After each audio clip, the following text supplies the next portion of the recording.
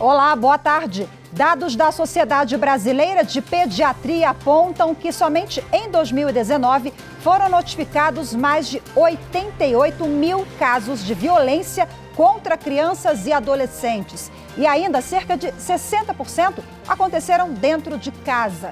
Mas como evitar que isso aconteça? O que diz a legislação brasileira?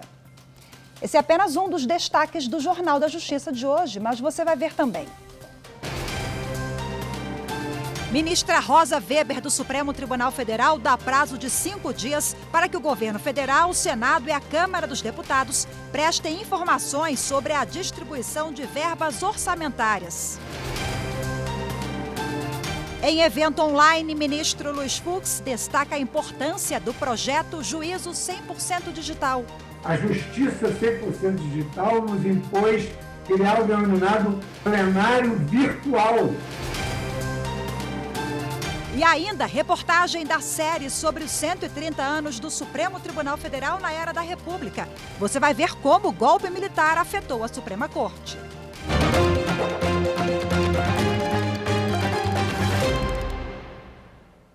A ministra Rosa Weber, do Supremo Tribunal Federal, deu prazo de 5 dias para que o governo federal, o Senado e a Câmara dos Deputados prestem informações sobre a distribuição de verbas orçamentárias.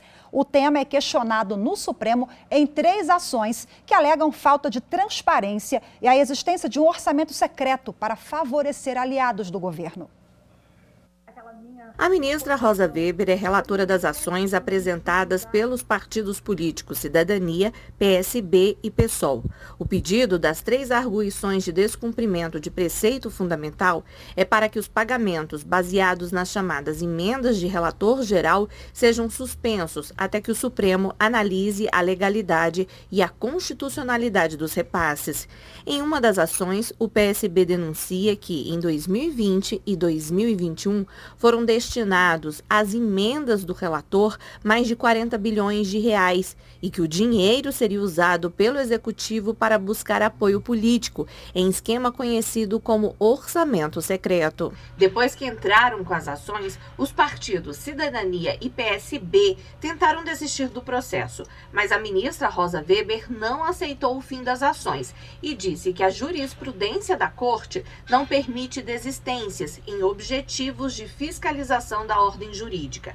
Além dos processos no STF, também há investigação sobre o caso no Tribunal de Contas da União e na Procuradoria-Geral da República. Rosa Weber estipulou o prazo de 5 dias para que a Presidência da República, o Senado Federal, a Câmara dos Deputados e o Ministério de Desenvolvimento Regional prestem informações sobre o caso. Depois, a Advocacia Geral da União e a Procuradoria-Geral da República também terão prazo de 5 dias para se manifestarem. Só então, a relatora irá analisar os pedidos de liminar das ações. O ministro Marco Aurélio antecipou o voto dele numa ação que pede ao Supremo Tribunal Federal que determine ao Legislativo a criação do imposto sobre grandes fortunas. A ação deve entrar na pauta do plenário virtual do STF no próximo dia 25, mas o ministro adiantou o voto porque vai se aposentar. Uma polêmica que vai ser discutida no Supremo Tribunal Federal após 33 anos de espera. O imposto sobre grandes fortunas é um tributo previsto na Constituição Federal de 1988 como forma de garantir uma distribuição de renda mais igualitária e reduzir as desigualdades. Mas até hoje não há lei que desconte um percentual maior para quem tem um grande patrimônio. A ação que pede a aprovação dessa lei chegou ao STF em 2019, quando o Partido Socialismo e Liberdade pediu para que fosse declarada a inconstitucionalidade por omissão do Congresso Nacional ao não aprovar até hoje um projeto de lei complementar que tramita na Câmara dos Deputados. O partido pede que a matéria seja votada em regime de urgência na Casa Legislativa. Quando se fala de imposto sobre grandes fortunas, quase todos os políticos defendem a tributação. Vários projetos já foram apresentados e um deles, de 2008, está pronto desde 2012 para ser incluído na pauta do plenário da Câmara.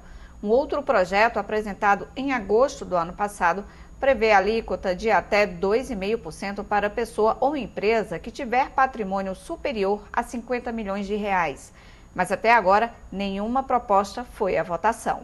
O ministro Marco Aurélio reconheceu que há omissão legislativa na elaboração da lei complementar. Ele destacou que a própria Constituição prevê a possibilidade de uma ação no judiciário quando isso acontece e determina um prazo de 30 dias para que o poder declarado omisso tome providências. A partir do próximo dia 25, os outros ministros do Supremo terão uma semana para votar e decidir se acompanham ou não o relator. O Ministério Público Federal pediu à Justiça Federal que obrigue a União, o Estado do Pará e o Sindicato de Produtores Rurais de Marabá a evitarem o descumprimento de normas sanitárias contra a transmissão da Covid-19 em eventos da visita do presidente Jair Bolsonaro ao Pará nesta sexta-feira.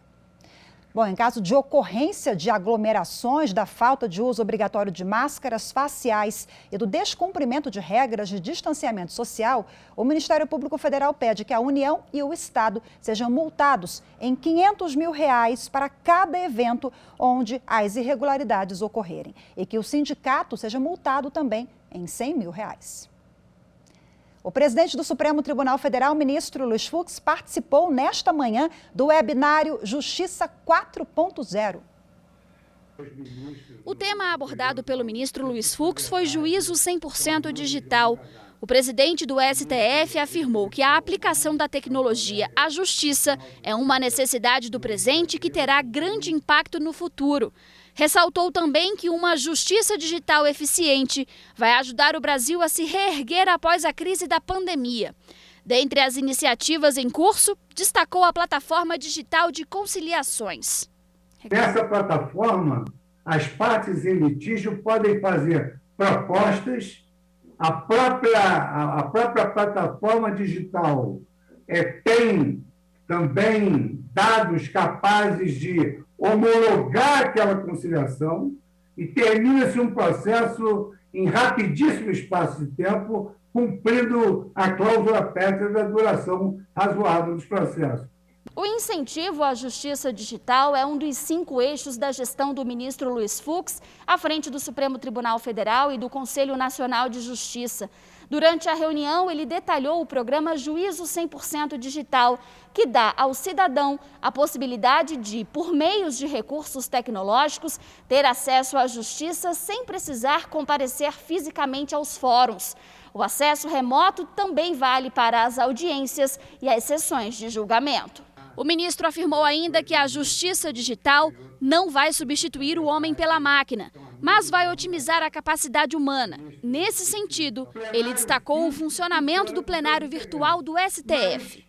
A justiça 100% digital nos impôs criar o denominado plenário virtual, em que nós julgamos virtualmente.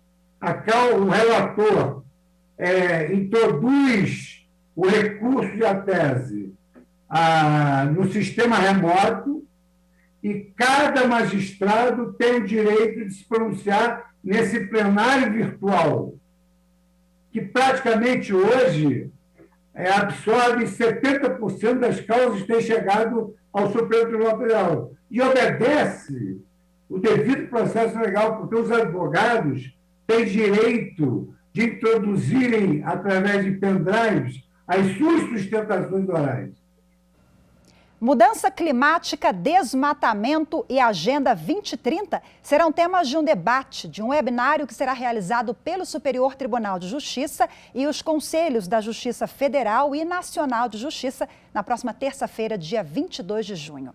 O presidente do STJ, ministro Humberto Martins, fará a abertura do encontro. Vão participar também a conselheira do CNJ, Maria Tereza Willy Gomes, a representante da União Europeia com o Mercosul, ministra conselheira Beatriz Martins e a presidente do Conselho Empresarial Brasileiro para o Desenvolvimento Sustentável, Marina Gross. O evento será realizado das 9 da manhã às 6 da tarde e terá transmissão ao vivo pelo canal do STJ no YouTube e também pelo canal do CJF. O encerramento terá a participação da cantora e ativista Daniela Mercury.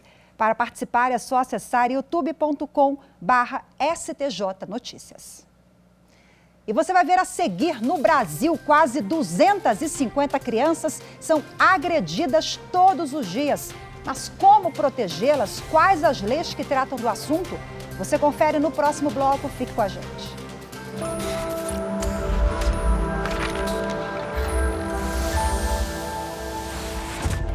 A Constituição Federal é a nossa Carta de Direitos. Por meio dela, o Estado brasileiro define os principais valores que deseja proteger, e nós, indivíduos, podemos então pleitear direitos e garantias ali estampados perante esse mesmo Estado. Ela deveria ser leitura fundamental para crianças e adolescentes, a fim de que se tornem cidadãos plenos e conscientes do seu espaço na sociedade.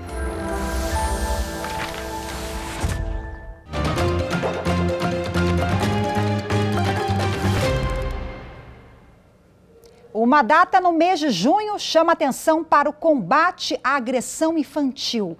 No Brasil, quase 250 crianças são agredidas todos os dias. Uma violência que acaba com o presente e o futuro desses pequenos brasileiros. No início do mês, a Polícia Civil de Goiás deu início a uma operação para prender preventivamente um homem de 25 anos pelo crime de tortura. Ele submetia o próprio filho de 8 anos a intensas sessões de crueldade. Um caso que chocou os policiais. A cada hora, 10 crianças ou adolescentes no Brasil são vítimas de tortura e violência física ou psicológica. Os dados são da Sociedade Brasileira de Pediatria, com apoio do Sistema Nacional de Agravos de Notificação, mantido pelo Ministério da Saúde. O estudo não considerou situações de violência e assédio sexual, nem de trabalho infantil. Somente em 2019 foram notificados 88.572 casos de violência contra crianças e adolescentes. Desse número, cerca de 60% aconteceram dentro de casa e boa parte praticada por pessoas da família ou que convivem com as vítimas. Ainda de acordo com o estudo, 71% das agressões notificadas foram físicas, 27% psicológicas e 3% foram episódios de tortura. Segundo a Sociedade Brasileira de Pediatria, as vítimas normalmente são agredidas entre o nascimento e os 19 anos de idade. Mesmo com o volume significativo de registros de maus-tratos infantis, os especialistas acreditam que a realidade é ainda muito pior, já que existe uma subnotificação dos casos. Esta psicóloga destaca que a violência sofrida na infância marca para sempre a vida dessas pessoas. Crianças que sofrem maus tratos na infância podem ter graves prejuízos na formação da identidade, no desenvolvimento de sua autoestima. A gente sabe que a criança pode desenvolver também labilidade emocional, desenvolver uma agressividade excessiva, ou uma passividade excessiva, ou hiperatividade, depressão, psicose e tendências suicidas. Quer dizer, há todo um prejuízo sobre o desenvolvimento dessa criança, desse adolescente.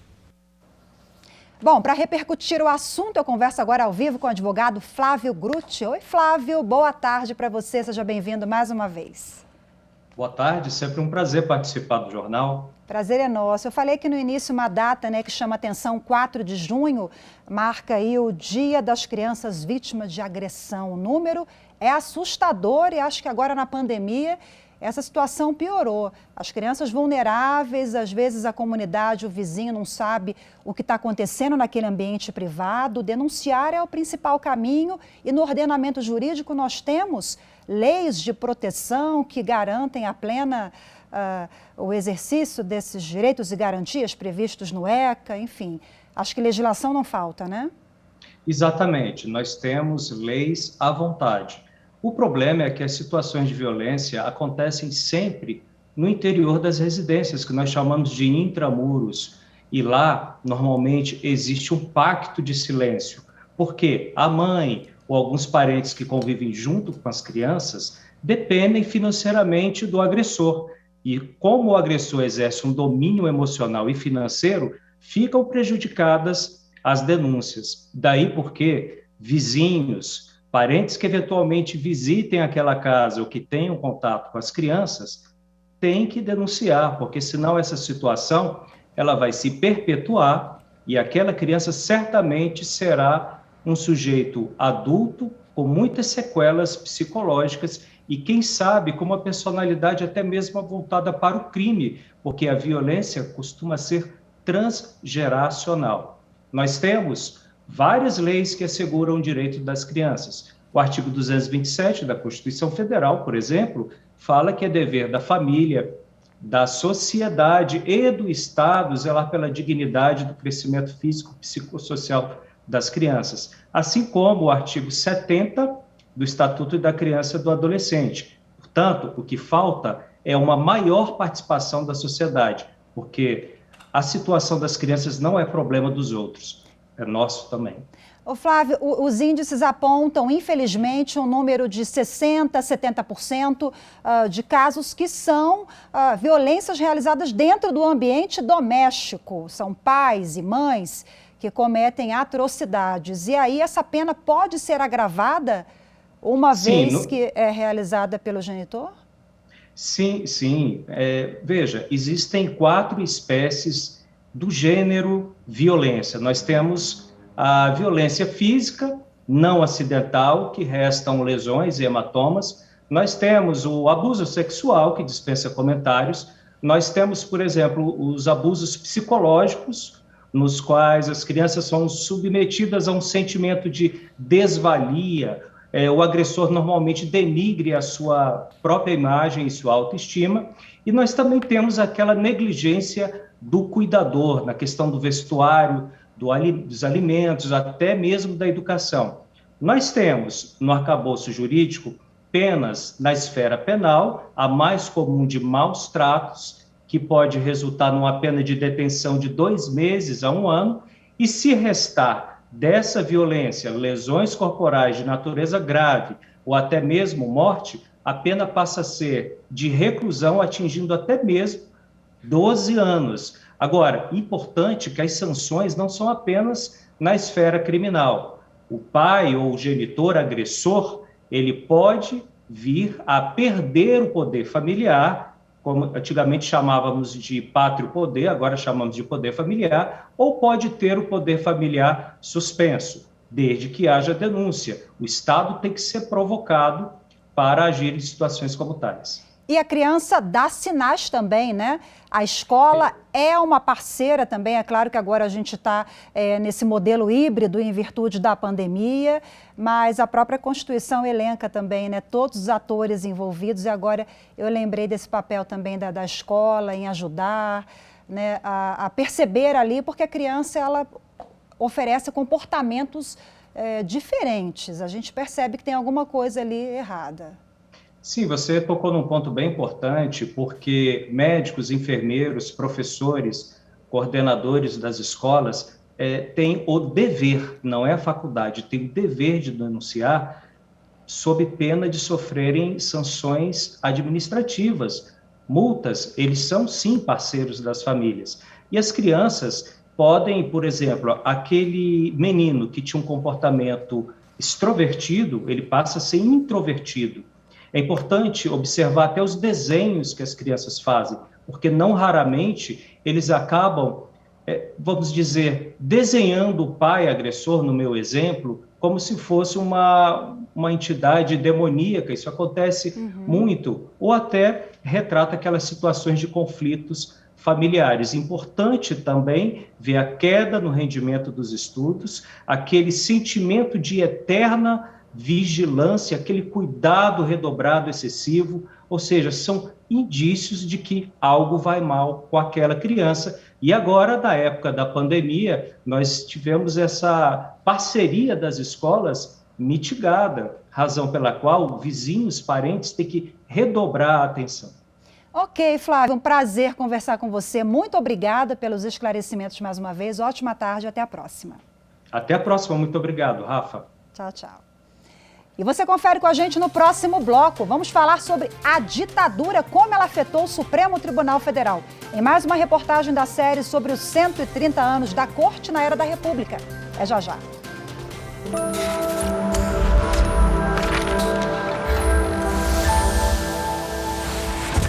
A Constituição de 1988 rompe com o autoritarismo da ditadura militar, garantindo a volta à democracia no Brasil. Em termos de socioambientalismo, a Constituição também é um importante marco. Pela primeira vez, a Constituição de 88 garante o direito ao meio ambiente ecologicamente equilibrado, submetendo a ordem econômica e a propriedade privada à sua função socioambiental.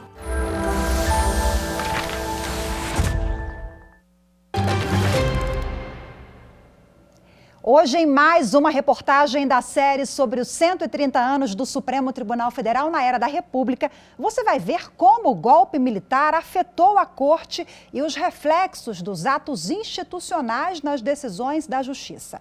A reportagem é de Renato Souza.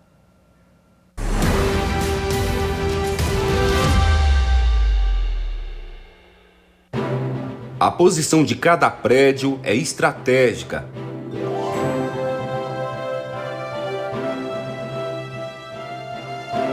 Palácio do Planalto, Congresso Nacional e Supremo Tribunal Federal. Todos harmônicos, independentes. É a mais pura representação dos poderes da República. Mas nem sempre foi assim. O golpe de 64 tornou essa relação conturbada. O novo regime político privilegiava a autoridade do Estado em relação às liberdades individuais e o poder executivo em detrimento dos poderes legislativo e judiciário. 1º de abril de 1964, os militares retiraram João Goulart da presidência da República. Tiveram diversas prisões ilegais naquele momento, então muitas pessoas, como ainda existia o direito de habeas corpus, entraram com habeas corpus, com processos judiciais, enfim, para se verem liberados justamente das acusações. Nesse cenário de tensão, um caso emblemático marcou a atuação do Supremo no início do regime, o julgamento de um habeas corpus em favor de Mauro Borges Teixeira, então governador de Goiás, ameaçado de impeachment e prisão pela prática de crimes contra o Estado e a ordem política e social, mesmo após ter apoiado o golpe.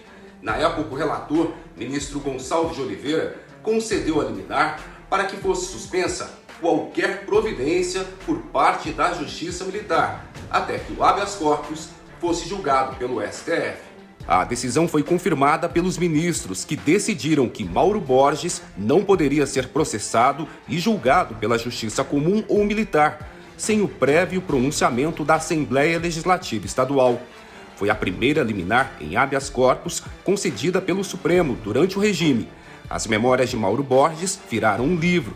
Ele faleceu em 2013, aos 93 anos de idade. O que Mauro Borges pensava na época. Perante o povo, o Supremo Tribunal Federal, numa hora de totalitarismo e caos, nunca fora tão altivo, independente, bravo e justo. Não seria exagero dizer que o Brasil deve o seu destino democrático ao mais alto poder judiciário. Mas a ditadura reservava estratégias para romper garantias e direitos, entre elas a publicação de atos institucionais. Em 1965, o jornal Correio da Manhã publicou um artigo atribuído ao então presidente do STF, ministro Ribeiro da Costa, com críticas ao regime, após saber que estavam sendo preparadas medidas contra a corte. Nada mais contundente, absurdo, esdrúxulo e chocante com os princípios básicos da Constituição que se cogite de aumento de juízes da Corte Suprema, sem que de sua iniciativa se manifeste essa necessidade mediante mensagem dirigida ao Congresso Nacional. Já é tempo que os militares se compenetrem de que nos regimes democráticos não lhes cabe o papel de mentores da nação, como há pouco o fizeram, com estarrecedora quebra de sagrados deveres. Uma semana depois, foi publicado o ato institucional número 2, que atingiu diretamente o STF, alterando a composição da corte, de 11 para 16 ministros. Com a publicação do AI-5 em dezembro de 1968, considerado um dos mais duros do regime, o Supremo Tribunal Federal ficou impedido de analisar habeas corpus para crimes políticos. É um ato extremamente autoritário que também tem um certo impacto no Supremo Tribunal Federal, ao permitir a aposentadoria compulsória de 3 ministros. Em solidariedade aos cassados, o então presidente, ministro Gonçalves de Oliveira, e o decano da corte, ministro Lafayette de Andrade, deixaram o Supremo e a corte voltou a ter 11 membros na composição. Apenas o ministro Luiz Gallotti não era indicado do regime. Essa relação entre poderes ela fica extremamente prejudicada durante todo o regime militar. O regime durou 21 anos.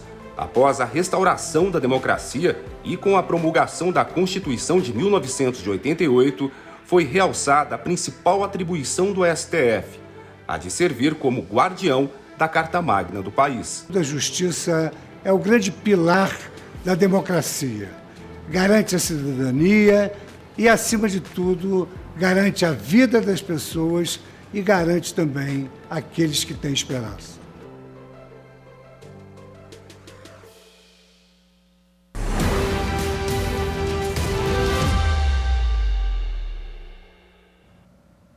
Hoje, o presidente do Tribunal Superior Eleitoral, ministro Luiz Roberto Barroso, participa a partir das 4h45 da tarde do webinar gratuito Democracia e Liberdade de Expressão, Aspectos Constitucionais e Penais.